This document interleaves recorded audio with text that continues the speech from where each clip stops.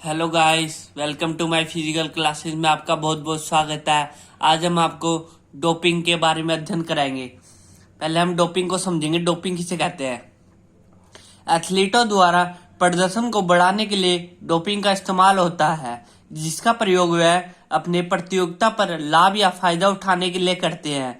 वास्तव में कुछ एथलीट अपने खेल प्रदर्शन को बढ़ाने के लिए अवैध पदार्थ लेते हैं। इस क्रिया को डोपिंग के नाम से जाना जाता है। इनसे खिलाड़ी अपने खेल प्रदर्शन बढ़ा लेते हैं, साथ साथ ये पदार्थ एथलीटों पर हानिकारक प्रभाव भी डालते हैं। इसमें यह बता रखा है डोपिंग जो खिलाड़ी अपने खेल परफॉर्मेंस को बढ़ाता है ना, अगर वो नशीली दवाइयों का प्रयोग करता है उसमें, तो उसकी क्या होता है, उसकी परफॉर्मेंस बहुत ज्यादा बढ़ जाती है, उसके मेडल आ जाते हैं वो कंपटीशन में। तो इसका बॉडी में इफेक्ट भी पड़ता है। तो ये हम यही बताएंगे कि भाई खिलाड़ियों को ना इसका अवैध पदार्थ का यूज नहीं करना चाहिए, बल्कि अपनी मेहनत पर जोर देना चाहिए। ठीक है, क्योंकि इससे क्या होगा, अगर इसको हम लेंगे, डोपिंग लेते जब हम, नशीली दवाई लेते जब हम, तो इससे क्या होगा, बॉडी में नुकसान भी पहुंचता है इसका थोड़े टाइम बाद।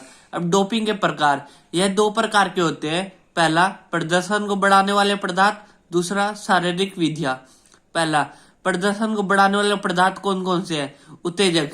उत्तेजक दवाइयों के एक समूह से संबंधित है जो मस्तिष्क के काम, हृदय की धड़कन की दर तथा सांस लेने की दर को बढ़ाकर शारीरिक क्रिया को बढ़ाते हैं। यह शरीर के दोनों प्रकार से अर्थात शारीरिक व मानसिक रूप से प्रभाव डालते हैं। ये थकावट को कम करते हैं। ये मुंह के द्वारा, नाक में स्प्रे, टीके द्वारा लिए जाते हैं। एनाबॉलिक स्टेरॉइड्स, यह मांसपेशियों की वृद्धि में सहायक है। मांसपेशी का आकार तथा शरीर में वृद्धि के लिए वे खेलों में प्रदर्शन को बढ़ाते हैं। इनको मुंह के द्वारा या मांसपेशियों में लगाए जाने वाले टीके के द्वारा लिया जाता है। मतलब एनाबॉलिक स्टेरॉइड क्या होते हैं? ये मसल्स में वृद्धि कर देते हैं और उसका जो साइज है उसको फुला देते हैं। इसको मुंह के द्वारा लिया जाता है और मसल्स में ज्यादा टिक्का लगता है। पेप्टाइड हार्मोन, ये वे पदार्थ है जो शरीर में ग्रंथियों के द्वारा उत्पन्न होते हैं। ये पदार्थ मांसपेशी की वृद्धि को बढ़ाते हैं। ये लाल रक्त कणिकाओं को बढ़ाते हैं, मतलब ये आरबीसी और मसल्स की ग्रोथ करते हैं। बीटा 2 एगोनिस्टस, ये दवाई उन मांसपेशियों को आराम देते हैं जो वायु के रास्ते के चारों तरफ होती रखता है।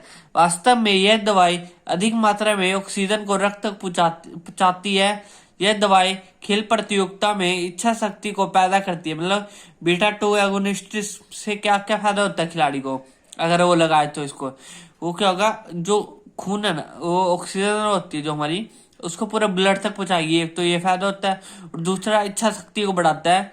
परंतु हमें डोपिंग लेनी नहीं चाहिए क्योंकि इसका बाद में इफेक्ट बहुत गंदा पड़ता है। फिफ्थ, नस्ली दवाई, यह चोटों से उत्पन्न होने वाले दर्द को कम करने या समाप्त करने के लिए प्रयोग में लाई जाती है। ये दवाई एथलीट को लंबी अवधि तक निरंतर प्रयास करते रहने के लिए भी प्रयोग की जाती है। इन दवाइयों का प्रयोग चिंता को कम करने के लिए भी किया जाता है, जिससे खेल प्रदर्शन को बढ़ाने में सहायता मिलती है। इन दवाइयों का प्रयोग खेल प्रतियोगिता के दौरान किया जाता है। क्या बताया था मैंने, जब कोई कंपटीशन नजदीक आता है तो उस समय ये सारी दवाइयां ली जाती है और फिर ये क्या होती है, हमारी परफॉर्मेंस एकदम से बढ़ा देती है। 6,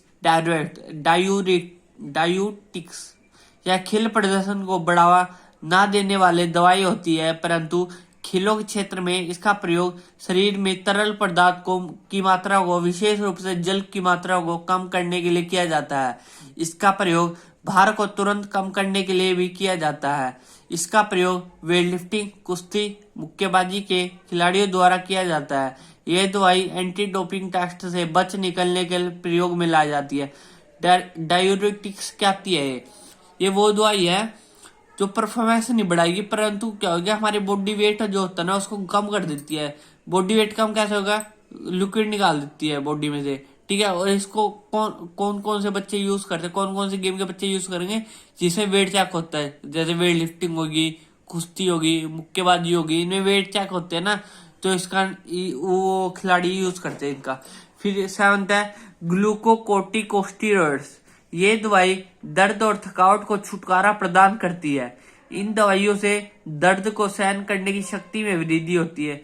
ये वो दवाई है जो दर्द और थकावट से आराम देती है एथलीट को, और ये दर्द को सहन करने में सहायता करती है, जो कि खिलाड़ी क्या बोलते हैं आगे अपनी कंटिन्यूटी बनाए रखे प्रैक्टिस में।